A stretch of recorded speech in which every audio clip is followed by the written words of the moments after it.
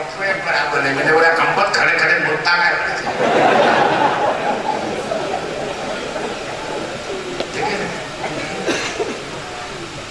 سنی مسلمانوں،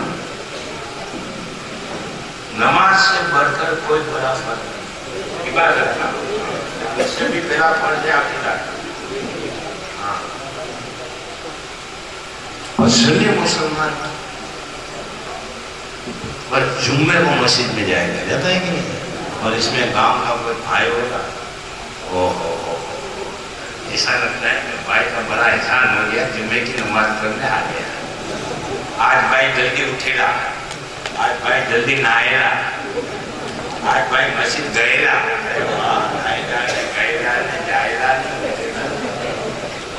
اور جمعے کی نماز میں کیا ہوتا ہے معلوم ہے؟ حضرت مولانا صحیح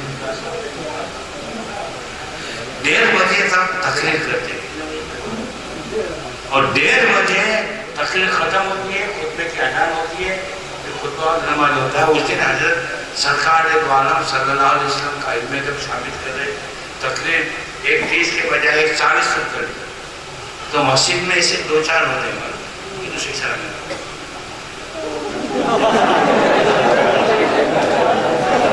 صحیح بولے 5 منٹ 10 منٹ حضرت قبلہ علامہ صاحب نے تقریر لمبی کر دی، اس کا تھوبڑا کٹ جاتا ہے. اور ایک نہیں ہوتے ایسے 2-4 مشغول ہیں، ایک دوسرے کی اشارہ کرتے ہیں.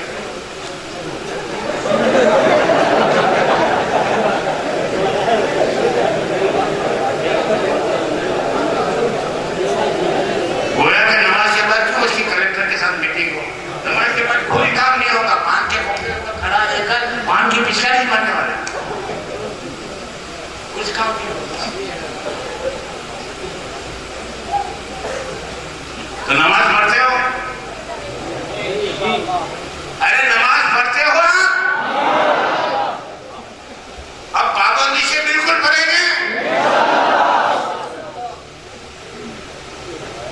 نماز کے مسائل تو نہیں کچھ سنا.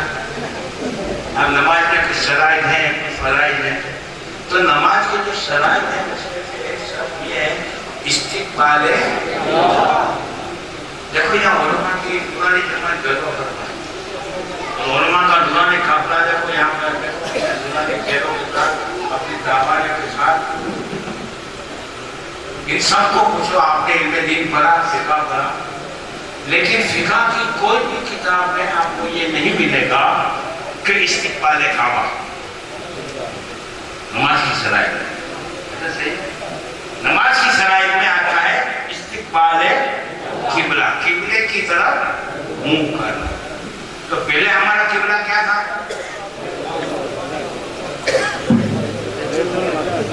ہاں حقیقت میں تو اس کا نام بیت المقدس ہے، لیکن تمام عوام اس کو بیت المقدس کہتے ہیں، تو وہ بھی صحیح. اور سرکار کا معلوم ہے کہ یہ وہی خانہ کعبہ ہے جو میری ولادت کے وقت جھکا ہے اور میری شان کرم کے یہ لائق نہیں کہ میں اپنی تعظیم کرنے والے کو بھول جاؤں.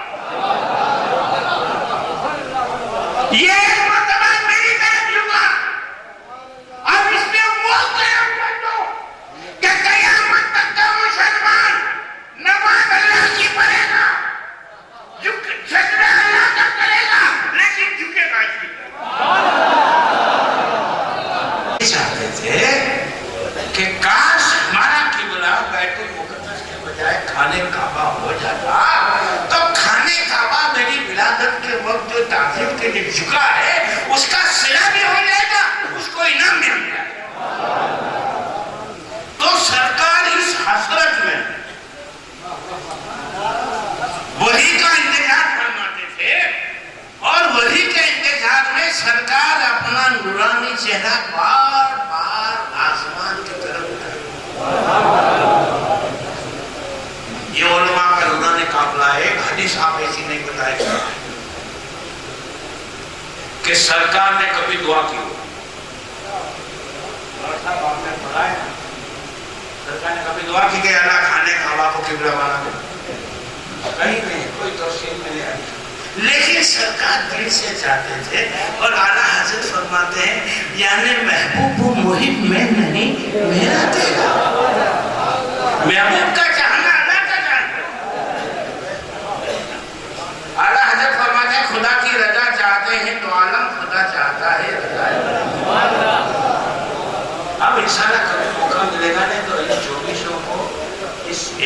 ایسا منہ توڑ جواب نکالے انشاءاللہ کہ قیامت تک اپنا منہ اٹھا کر لے جائے. آج تو مجھے دوسرا پتا ہے. اب پروگرام میں صرف 2 دن اور آپ بیٹھنا ہے بھائی, کیونکہ 2 گھنٹے کے بعد تو میری بیٹری چارج ہوتی ہے بھائی.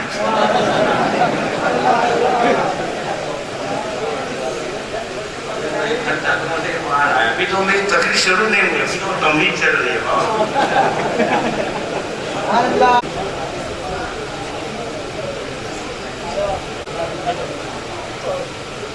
اب اس کتاب کا مصنف کون ہے معلوم ہے؟ مولوی اسماعیل دہلوی.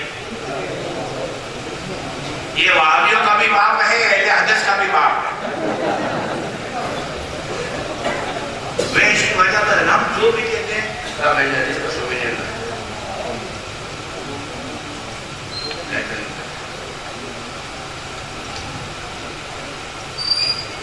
دیکھو یہ اہل حدیث والوں نے اپنا سووینئر شائع کیا ہے.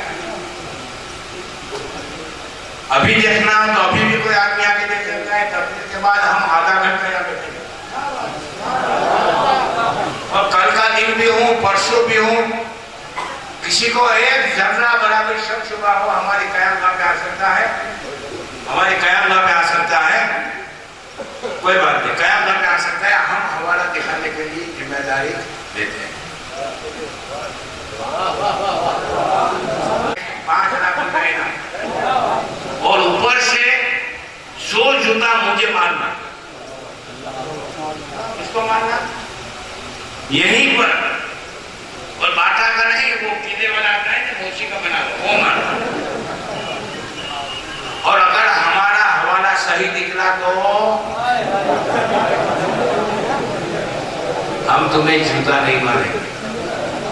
خدا کی قسم ہم تمہیں گلے لگائیں گے, ہم تمہارے ہاتھ چومیں گے, ہم تمہارے پاؤں چومیں گے. خدا کی قسم صرف ایک شرط ہے, اپنے عقائد باطلہ سے توبہ کرو. میرے نبی کے عاشق ہو جاؤ. ہم محبت کا پیغام لے کر آپ کے پاس آئے کہ نبی سے محبت کر لو, نبی کی عداوت کو چھوڑو.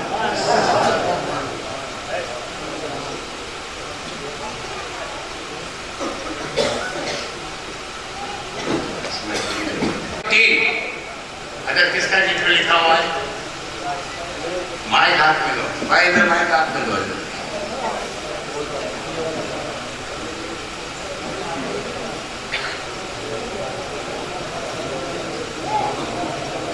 اور تقویت الایمان.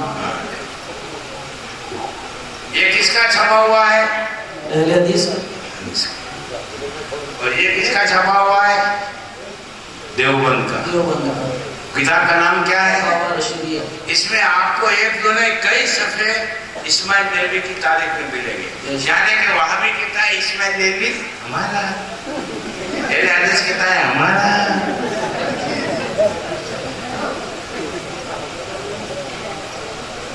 دیکھو سنو, اسماعیل دہلوی تک ان کا سلسلہ ہے. ہاں, ان کا موری سے اعلیٰ جو ہے وہ ابن تیمیہ. ابن تیمیہ کے بعد آیا ابن قیم. ابن قیم کے بعد آیا محمد ابن عبد الوہاب نجدی, اور محمد ابن عبد الوہاب نجدی کے بعد آیا اسماعیل دہلوی. اب یہ جنکشن ہے, کیا ہے؟ پھر یہاں سے 2 لائن الگ ہوئی, ایک وایا ناگپور, ایک وایا الہ آباد. بامبے کلکتہ 2 لائن میں. ایک لائن میں آئے مولوی قاسم نانوتوی وہابی دیوبندی. مولوی قاسم نانوتوی کے بعد آئے مولوی رشید احمد گنگوئی. رشید احمد گنگوئی کے بعد مولوی اشرف علی تھانوی. اشرف علی تھانوی کے بعد مولوی خلیل احمد امبیڈوی. خلیل احمد امبیڈوی کے بعد مولوی الیاس کاندھلوی. الیاس کاندھلوی کے بعد آیا مولوی یوسف کاندھلوی. مولوی یوسف کاندھلوی کے بعد مولوی زکریا سہارنپور. یہ پورا دیوبند کا سلسلہ. اور ادھر اسماعیل دہلوی کے بعد مولوی ثناء اللہ امرتسری, پھر مولوی محمد نذیر دہلوی, پھر اس کے بعد مولوی نواب صدیق حسن خان بھوپالی, نواب نور الحسن خان بھوپالی, نواب وحید الجماع حیدرآبادی, مولوی محمد محدث جناگڑھ. یہ دو لائن اسماعیل دہلوی کا جنکشن کس کا؟ وہابی اور اہل حدیث دونوں کا جنکشن. دیوبندی بھی بولتا ہے ہمارا, اہل حدیث کہتا ہے ہمارا. تو ہم اگر یہ کتاب کا ایک حوالہ دکھا دیں گے تو وہابی کا بھی حوالہ ہو گیا, اہل حدیث کا بھی حوالہ ہو گیا. بے شک بے شک. ابھی آپ نے اعلیٰ حضرت کے شعر کی تشریح سنا, حاجیو آؤ شہنشاہ کا روزہ, کعبہ تو دیکھ چکے. بولو کعبے کو کعبہ کس نے بنایا؟ صلی اللہ علیہ وسلم. کس نے بنایا؟ صلی اللہ علیہ وسلم. تو سرکار کعبے کے کعبہ ہوئے یا نہیں ہوئے؟ بے شک ہوئے, بے شک ہوئے.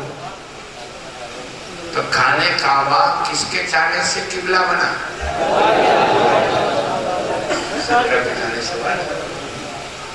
اور قرآن وعدہ کر رہا ہے 2 مرتبہ تاکید کے ساتھ کہ محبوب ہم ضرور تمہیں اس قبلے کی طرف پھیر دیں گے جو تم چاہتے ہو.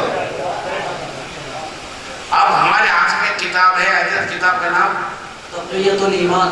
حضرت تکلیف دیں گے, کھڑے ہو جائیں گے. تقویت الایمان ہے. مصنف کا نام, مصنف کا نام ہے شاہ اسماعیل شہید دہلوی, یعنی جو مولوی اسماعیل دہلوی کے نام سے جانا جاتا ہے وہ اس کے مصنف ہے. کتاب کا نام ہے تقویت الایمان. اور ناشر الدار السلفیہ بمبئی. یعنی اہل حدیث والوں نے. یہ سلفیہ جو ہے وہ اہل حدیثی کا ابھی کیا ہے کہ ان دونوں میں بھی جھگڑا چل رہا ہے. سعودی راجہ کی 2 بیگم تھی, ایک وہابیہ بیگم تھی, سلفیہ بیگم. اب وہابیہ بیگم سلفیہ بیگم میں کیا ٹکر چل رہی ہے. کل پورا آپریشن ہوگا. آج تو کیا ہے خالی اینستھیسیا سنگایا جا رہا ہے. آج سمجھ گیا بھائی بات. آج تو صرف اینستھیسیا سنگایا جا رہا ہے, سچا آپریشن کل ہوگا. آج تو کیا ہے صرف ان کا ہم امامہ اتارتے ہیں, کل ان کا کرتا اتاریں گے, بنیان اتاریں گے, پاجامہ اتاریں گے, چڈی بھی اتاریں گے. اور انشاءاللہ میں دعوے سے کہتا ہوں کہ برسوں سے کل کی تقریر کے بعد برسوں سے اہل حدیث والے تم کو منہ دکھاتے ہوئے بھی شرم ہے. اور اگر ان کو خسر پڑھنے کرنے کی عادت ہے نا, تو ہم آج چیلنج سے بولتے ہیں اگر تم اپنے باپ کی جائز اولاد ہو تو اعلیٰ حضرت کے در کے اس غلام سے, اعلیٰ حضرت کے در کے اس کتے سے مناظرہ کرو.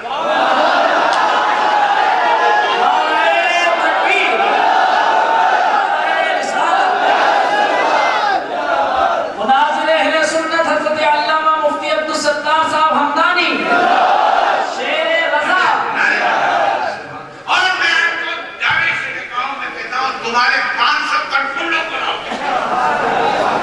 اعلیٰ حضرت کے گھر کا ایک کتا حاضر رہے گا. اور انشاءاللہ تمہارے 500 بولنے کو کچا نہ کھاؤ تو مجھے کہنا. کیا کبھی جس میں حمایت کا ہو پنجاب لینا, شیر کو خطرے میں لگا نہیں کتا.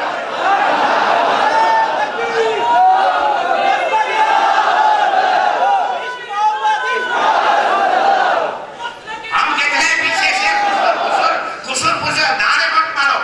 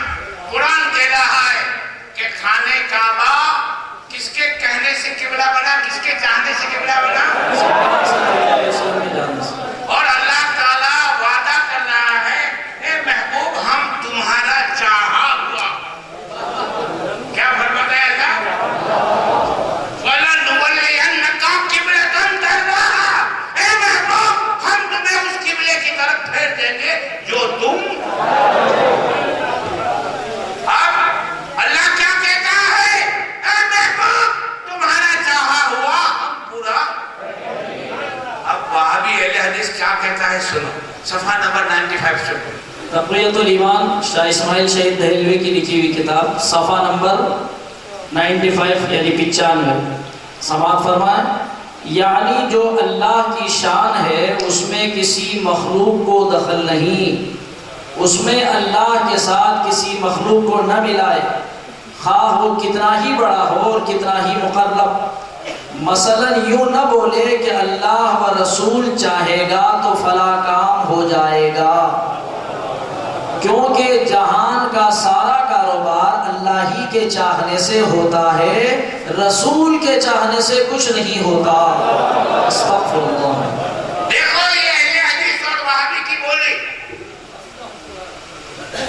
کیا کہتا ہے؟ رسول کے چاہنے سے کچھ نہیں ہوتا۔ اور قرآن کیا کہتا ہے؟ خانہ کعبہ کس کے چاہنے سے قبلہ بنا؟ بولو اللہ کی بات مانو گے یا اس بدعقیدہ اہل حدیث اور وہابی کی بات مانو گے؟ سبحان اللہ سبحان اللہ۔ دوسرا بات،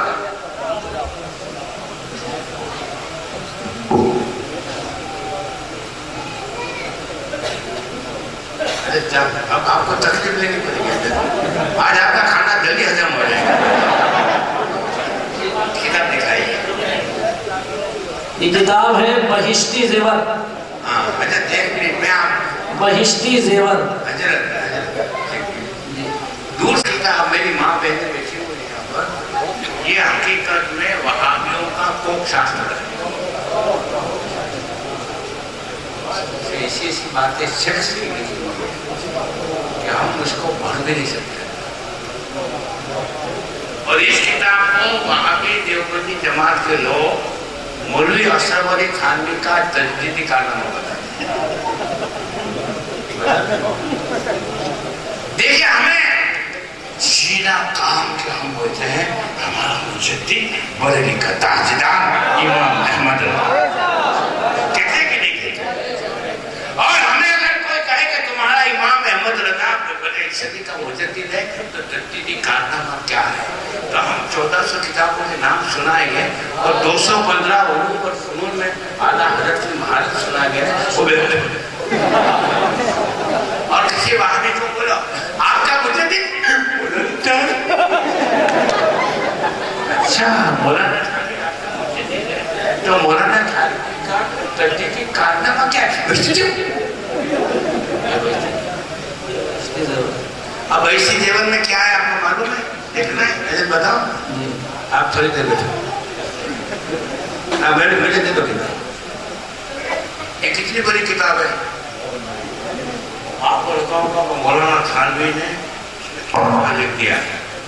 اس کتاب کے لیے الارادات الیومیہ یہ کتاب ہے نیچے، جس میں خود اشرف علی تھانوی لکھتا ہے کہ میں نے یہ کتاب کے ابتدائی حصے دوسرے مولوی صاحب سے لکھوایا ہے۔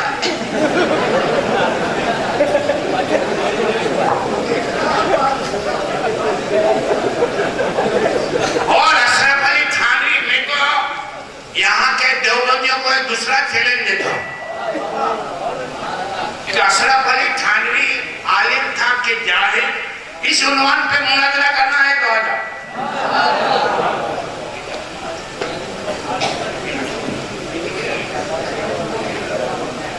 اشرف علی تھانوی کو جاہل نہیں کہنا چاہیے۔ کیا نہیں کہنا چاہیے؟ کیونکہ مولوی اشرف علی تھانوی کو جاہل کہنا یہ جاہلوں کی شان میں تو بھی نہیں۔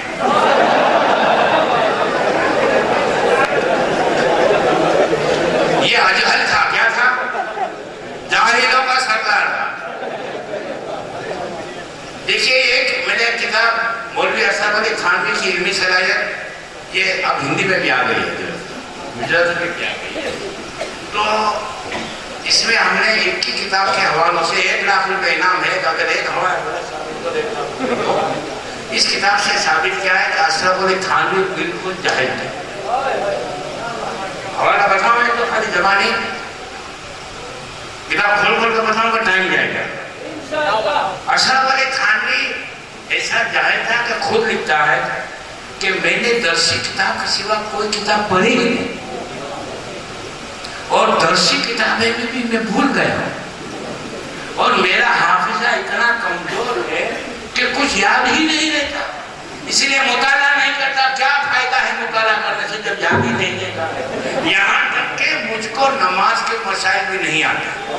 اشرف علی تھانوی کا خود لکھتا ہے، اور ہم چیلنج کے ساتھ کہتے ہیں اپنے باپ کی چائے بنا دو، آؤ مناظرہ کرو۔ اشرف علی تھانوی کہتا ہے کہ مجھ کو نماز کے مسائل بھی نہیں آتے، میں ایک مولوی صاحب کو کچھ کے عمل کرتا۔ پھر ایک جگہ اشرف علی تھانوی لکھتا ہے کہ لوگ مجھے بہت بڑا عالم سمجھتے ہیں اور مجھے بڑا عالم سمجھ کے مجھ سے مسائل پوچھتے ہیں، لیکن مجھے مسائل آتے نہیں، اور اگر میں کہتا ہوں کہ مجھے مسئلہ نہیں آتا تو بڑی رسوائی ہوتی ہے۔ اس لیے میں نے ایک نیا طریقہ نکالا ہے کہ کوئی بھی آدمی مجھے مسئلہ پوچھتا ہے تو میں الٹا سوال کرتا ہوں۔ ایک آدمی نے مجھ سے سوال پوچھا کہ حضرت یہ بتائیے اسلام میں 5 وقت کی نماز کیوں رکھی گئی؟ اور کوئی طالب علم کو بتاؤ، کوئی مزدور کو بتاؤ گے تو بھی کہے گا، بتا دے گا کہ صبح کی نماز جلدی اس لیے رکھی کہ آپ کو جلدی اٹھنے کی عادت پڑے گی، تو سب نماز کے پیچھے ہوتا ہے۔ تو تھانوی کو اس کا جواب نہیں ملا، تو کیا کہتا ہے معلوم ہے کہ اسلام میں 5 وقت کی نماز کیوں رکھی گئی؟ اس کا جواب تو میں تمہیں بعد میں دوں گا، پہلے تو یہ بتا تیری نام یہاں کیوں رکھی گئی ہے، پیچھے کیوں نہیں رکھی گئی؟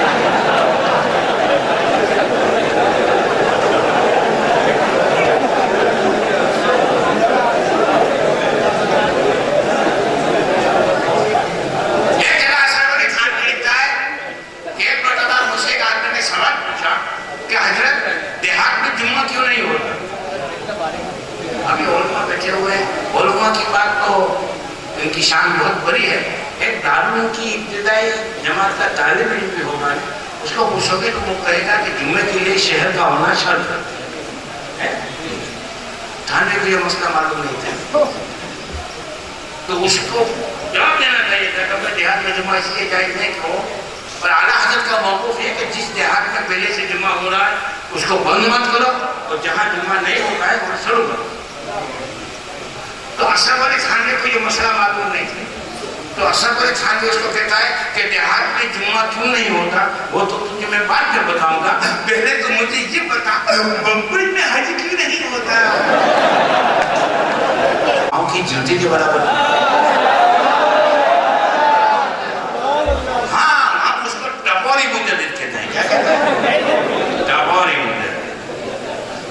اب کوئی بھی دیوبندی وہابی کو پوچھو کہ تمہارے مجدد کا تجدید کیا ہے تو کہتا ہے گزشتہ جمعہ، کیا بولا؟ اب آپ کو یہ کتاب دیکھ کر ایسا لگتا ہوگا کہ اتنی بڑی کتاب جس مولانا نے لکھی ہے وہ بھی کوئی کم تو نہیں ہوگا نا، چھوڑو تھوڑی دیر کے لیے خیال آئے گا کہ نہیں؟ لیکن اس کتاب میں کیا ہے میں آپ کو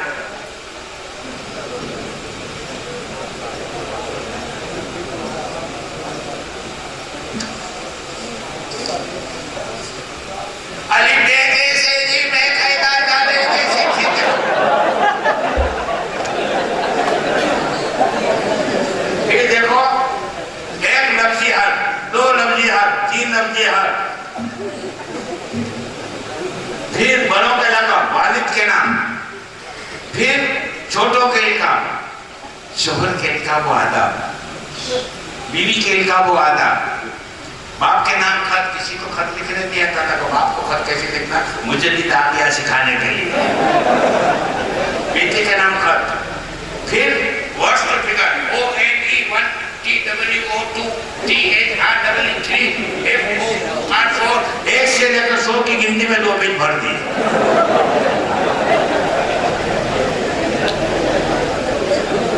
پھر پہلی کہانی، دوسری کہانی، تیسری کہانی، سب کہانیاں پڑھی۔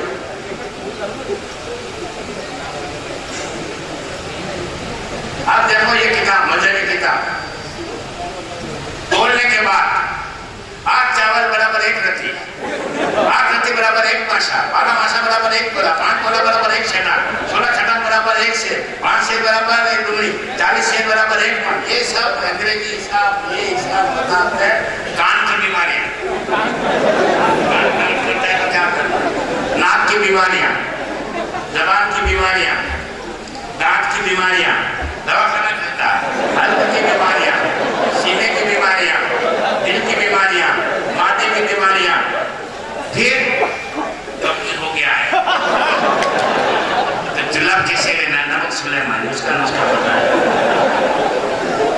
پھر جگر کی بیماریاں، دل کی بیماریاں، آنتریوں کی بیماریاں، پیٹ کے کیڑے، پھر مسا کا یعنی پھونکنے کی بیماریاں، گردے کی بیماریاں، پیشاب کا رک جانا، رحم کی بیماریاں، کمر اور ہاتھ پاؤں کے جوڑوں کا درد، گھٹنوں اور کہنیوں کا درد، بخار کا بیان، کمزوری کی تدبیریں، چوٹ لگنے کا بیان، لگے تو کیا کرنا کسی کو معلوم نہیں تھا، مجدد آ گیا۔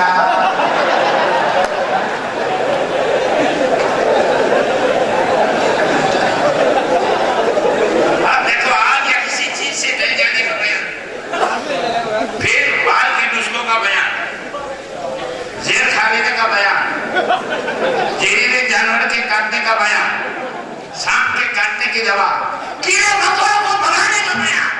پہلے زمانے میں کیڑے مکوڑوں کو بھگانا آدمی جانتے نہیں تھے، مجدد آ گیا، فکر مت کرو، کیڑے مکوڑوں کو بھی بھگانے کا دوا۔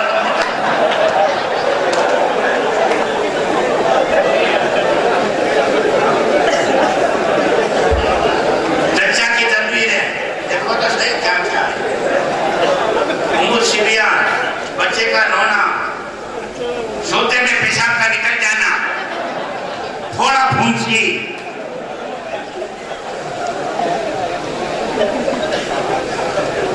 دیکھو یہ بڑا ایک ہی مجدد کا عظیم کارنامہ ہے، تجدیدی کارنامہ ہے، اور دیوبندی فخر کرتے ہیں۔ پھر دیکھو کیا کیا بتایا، صابن بنانے کی ترکیب،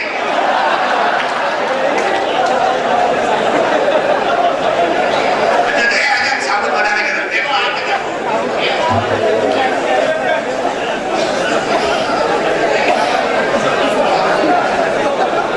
صابن بنانے کی ترکیب، پھر صابن بنانے کے لیے کیا کیا برتن کی ضرورت،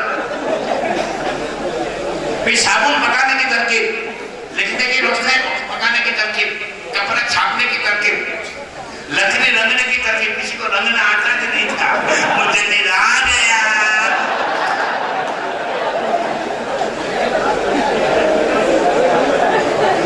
پھر برتن پر کلی کرنے کی ترکیب، برتن پر کلی کرنا کسی کو آتا نہیں تھا، مجھے نہیں آ گیا۔ ابھی دیکھو تو صحیح، پینے کی دوا کو بنانے کی ترکیب، خوشبودار پی اور دوا کو بنانے کی ترکیب، بابا 120 آ گئے۔ اب بچے کھانا شروع ہوتا ہے، ترکیب روٹی سوجی، ترکیب گوشت پکانے کی نمبر 1 جو 6 مہینے تک خراب نہیں ہوتا، ترکیب گوشت پکانے کی نمبر 2 جو 1.5 مہینے تک خراب نہیں ہوتا۔ اب بکری چل ہوتا ہے، نان پاؤ بسکٹ بنانے کی ترکیب، ترکیب نان پاؤ کے خمیرے کی، ترکیب نان پاؤ پکانے کی، ترکیب نان کھٹائی کی، ترکیب میٹھے بسکٹ کی، ترکیب نمکین بسکٹ کی، آم کا اچار بنانے کی ترکیب، چاشنی دار اچار بنانے کی ترکیب، نمک پانی کا اچار بنانے کی ترکیب، نور تن چٹنی۔ ایک مجھے کتاب ہے، ایک مجھے جب کھانے کپڑا رکھنے کی ترکیب، پھر ناپ تول کا حساب، پھر پوسٹ آفس کے قاعدے، پھر کلو 2 کلو بتایا، کسی کو معلوم نہیں تھا 5 کلو کیسا ہوتا ہے، مجھے نہیں آ گیا۔ 1 کلو بتایا، جب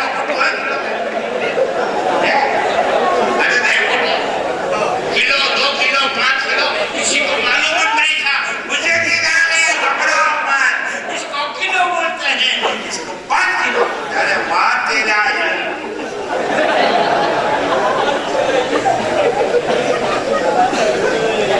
پھر پوسٹ آفس کے قاعدے، لفافہ لگانا ہے تو کتنے کا ٹکٹ لگے گا، انلینڈ لیٹر میں کتنے کا ٹکٹ لگے گا، پوسٹ کارڈ میں کتنے کا ٹکٹ لگے گا۔ پھر ایک حصہ تو میری ماں بہنیں بیٹھی ہوئی ہے، نہیں بتا سکتا، کل میرے قیام گاہ پہ آنا، دیکھنا کیا کیا توبہ توبہ توبہ لکھ کے گیا ہے۔ آپ کو لگے گا کہ یہ تو کوئی رجنیش کا باپ تھا۔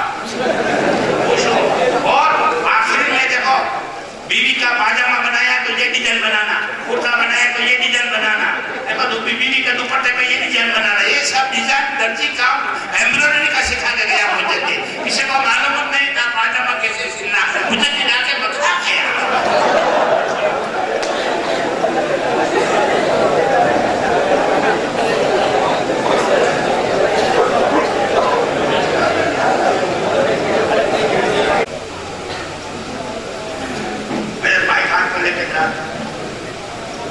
اور شرک کی باتوں کا بیان ہے. یعنی کہ وہ باتیں ہیں کہ جس کے کرنے سے آدمی یا تو کافر ہو جاتا ہے یا تو مشرک ہو جاتا ہے. اس نے سامنے کیا لکھا ہے؟ یوں کہنا، سامنے کے بیٹے یوں کہنا کہ اگر اللہ اور رسول صلی اللہ علیہ وسلم نے چاہا تو فلاں کام ہو جائے گا. ایسا کہنے سے آدمی کافر و مشرک. صفحہ نمبر 35. یوں کہنا کہ خدا اور رسول صلی اللہ علیہ وسلم اگر چاہے گا تو فلاں کام ہو جائے گا، یہ سب کفر و شرک کی باتیں ہیں. اب دو حوالے دیکھ لیے. اب اس کا ہم نتیجہ نکالتے ہیں. حضرت صرف رکھیے، یہ دونوں حوالوں میں وہابی اور اہل حدیث کے اکابروں نے یہ بتایا کہ رسول کے جانے سے، اور اگر تم نے یہ عقیدہ رکھا کہ رسول کے چاہنے سے کچھ ہو سکتا ہے تو تم کافر ہو گئے. یہ اب ہم اہل حدیث اور وہابیوں کو کہتے ہیں کہ اگر رسول کے چاہنے سے کچھ ہو سکتا ہے، یہ عقیدہ رکھنے سے کافر مشرک ہو جاتا ہے، تو تم کھانے کعبہ کی طرف منہ کر کے نماز مت پڑھو، کیونکہ کھانے کعبہ رسول کے چاہنے سے قبلہ بنا. اس کا ثبوت ہم قرآن سے دیتے ہیں. تو کہتے ہیں قرآن سے ثبوت لاؤ، تو قرآن سے ثبوت. تو کھانے کعبہ رسول کے چاہنے سے قبلہ بنا، اس کا ثبوت کہاں ہے؟ اور تمہارا عقیدہ ہے کہ رسول کے چاہنے سے کچھ نہیں ہو سکتا، اور اگر تم نے یہ عقیدہ رکھا کہ رسول کے چاہنے سے کچھ ہو سکتا ہے تو تم کافر و مشرک ہو گئے. تو ہم تمہیں کہتے ہیں کھانے کعبہ کی طرف منہ کر کے نماز مت پڑھو، کاشی متھرا کی طرف منہ کر کے.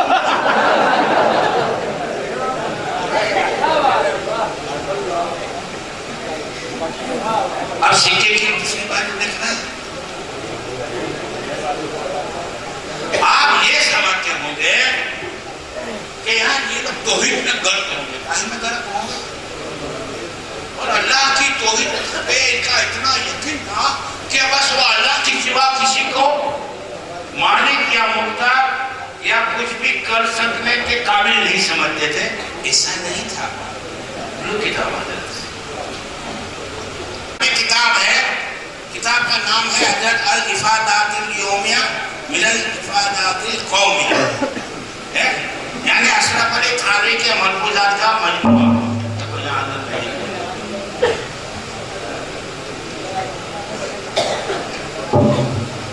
اب بیٹھ کے پڑھا جاتا، خالی یہ اندر کا ہیڈنگ پڑھ کے سنا پورا ٹائٹل کا. کتاب کا ٹائٹل ہے قرآن و سنت کی روشنی میں زندگی کے سینکڑوں مسائل کا حکیمانہ حل، ملفوظات حکیم الامت، یعنی الافادات الیومیہ من الافادات القومیہ، مسلسل ترکیب کی قسط نمبر 13. مجدد ملت حضرت مولانا شاہ محمد اشرف علی تھانوی قدس سرہ و تمام نسین ناشر ادارہ فکر اسلامی دیوبند یو پی. عقیدہ کیا تھا؟ رسول کے چاہنے سے، اور رسول کے چاہنے سے کچھ ہو سکتا ہے، یہ عقیدہ تم نے رکھا تو کیا ہو گئے؟ اب یہ کتاب میں ایک واقعہ لکھا ہوا ہے، اس کی پہلے تمہیں سنو.